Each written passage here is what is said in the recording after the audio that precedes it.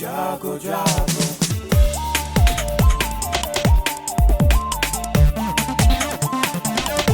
Radio जागो जागो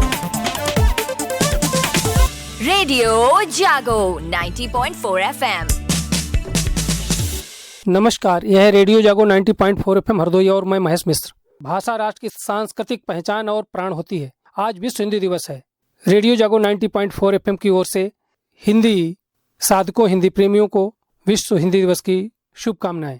हिंदी अपनी स्वीकार्यता और विशालता से संसार के शिखर पर चढ़ती जा रही है। हिंदी के इस विस्तार में शामिल हरदोई जनपद के कवि, शिक्षाविदों, साहित्यकारों से रेडियो जागो ने बातचीत की। हम बात करते हैं, हमारे बीच में है हरदोई जनपद की भजन गायिका और साहित्यकार रत्ना मिश्रा जी, जो अमेरिका के विभिन्न मंचों पर जाकर भक्ति और भजनों के माध्यम से जिन्होंने हिंदी का प्रचार प्रसार किया। हम उसे बात रत्ना जी, आप जब अमेरिका में रहीं तो किस किस तरीके से हिंदी का प्रचार किया, कैसा लगा? वहाँ पर हिंदी के लोग हैं, लोग हिंदी को सुनना चाहते हैं, कैसा लगा? वहाँ पे वाशिंगटन में थे।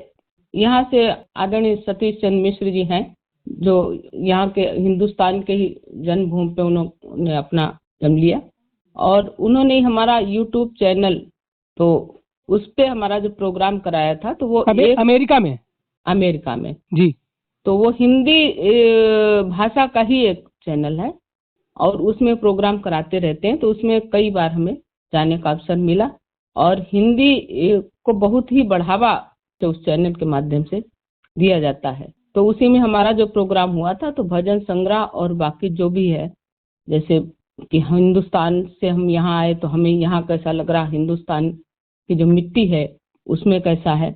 तो जो अमेरिका में लोग रह रहे थे, वो हिंदी के प्रति जब आप गई, आपका वो सुना भजन इत्यादि, तो लोगों को कैसा लगा? लोग जुटे, लोग हिंदी बोलना चाहते हैं, कैसा लगा? हाँ, हिंदी को सीखना चाहते हैं, वो भी वो जल्दी सीखते हैं। संगीत के माध्यम से जो हम अपने भाव प्रकट करते हैं, तो वो सुनना चाहते हैं। और सबसे बड़ी बात, इस्कान में जो उसमें जो भजन है, वो भले ही नहीं हिंदी बोल पाते, मगर भजन वो हिंदी में जो गाते हैं, तो उनको बहुत ही, मतलब उनकी आवाज़ सुनकर हम लोगों को तो अच्छा लगता ही लगता, वो भी बिल्कुल मस्ती में हो जाते हैं। प्यारा हिंदुस्तान हमारा, हिंदी भाषी हम हैं, दुनिया में अब शक्ति हमारी किसी से भी ना कम है। हम बात कर रहे हैं केन सोसाइटी नेहरू महाविद्यालय हरदोई के पूर्व प्रधानाचार्य डॉक्टर ब्रह्म स्वरूप पांडे जी से, जो एक शिक्षाविद होने के साथ एक साहित्यकार भी है।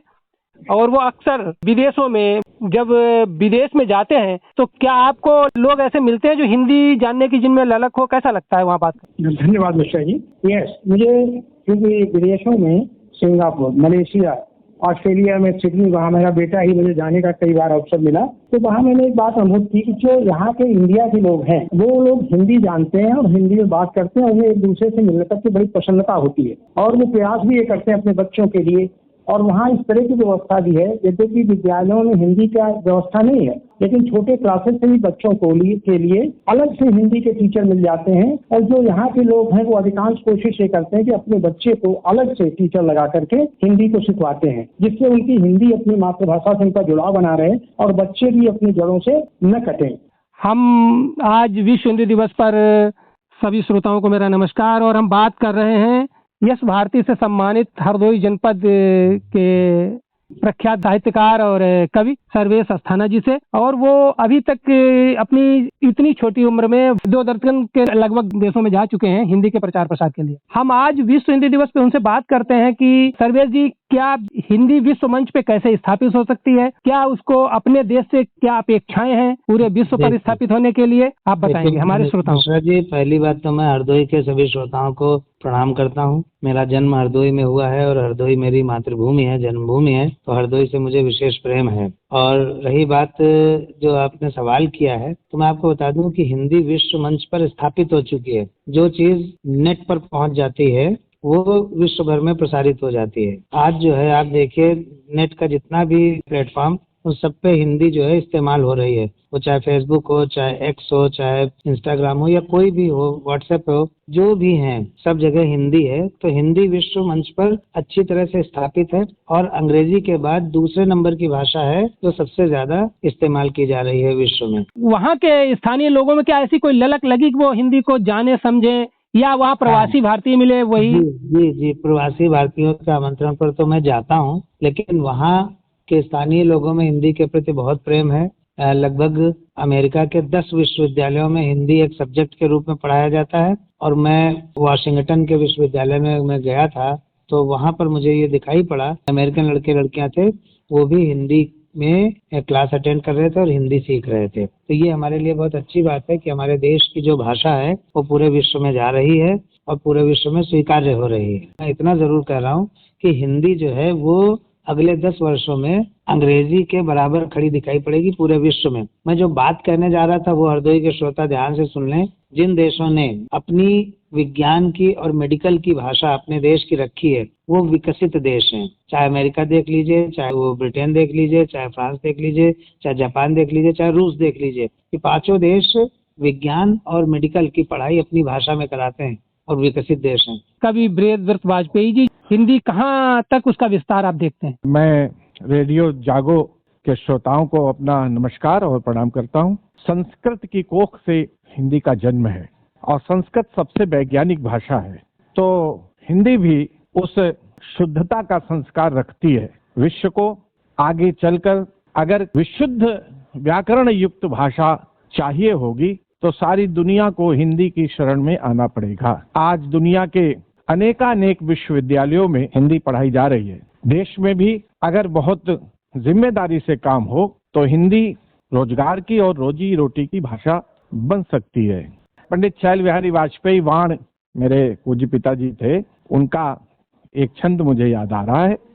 तेलुगु, तमिल, मलयालम, दिंगल, कन्नड़, वरदान जहां, गुजराती, गुरमुखी, असामी, उड़िया एक समान जहां, बंगला और मराठी, हिंदी, सिंधी का सम्मान जहां, सब भाषाओं की जननी संस्कृत का सबल विधान जहां, एक आत्मा सब भाषाओं में विभिन्न पर ठाठ है, वही हमारा देश की जिसका सबसे बड़ा ललाट है। हरदोई की पंचनद कटरी में जन्मी विदुषी एवं बिहार राष्ट्रभाषा परिषद पटना की निदेशक रही डॉक्टर मिथिलेश कुमारी मिश्र ने 3 दर्जन से अधिक हिंदी में किताबें रचकर विश्व मंच पर और राष्ट्रीय मंच पर हिंदी की सेवा की। उनकी पारिवारिक सदस्य एवं श्री सरस्वती सदन की लाइब्रेरियन सीमा मिश्र ने बताया, बहुभाषाविद साहित्यकार डॉक्टर मिथिलेश कुमारी मिश्र का हिंदी और संस्कृत पर समान अधिकार था। उन्होंने थाई रामायण का हिंदी पद्य अनुवाद श्री राम कीर्तिम के रूप में कर विश्व मंच पर हिंदी को सांस्कृतिक चेतना से जोड़ा, जिसके लिए थाईलैंड में उन्हें हिंदी साहित्य सम्मान से अलंकृत किया गया। भारतीय समाज से हिंदी जनमन की बोली तो बनी, पर हिंदी विश्व की भाषा बने इसके लिए सरकार के स्तर पर हिंदी को पढ़ाई और रोजगार की भाषा बनाना पड़ेगा। ये कवियों, साहित्यकारों और हिंदी प्रेमियों का विचार रहा। गीतकार गोपाल सिंह नेपाली भी यही कहते हैं, औरों की भिक्षा से पहले तुम इसे सहारे अपने दो, हिंदी है भारत की बोली, इसे अपने आप पनपने दो। रेडियो जागो 90.4 FM हरदोई के लिए महेश मिश्र।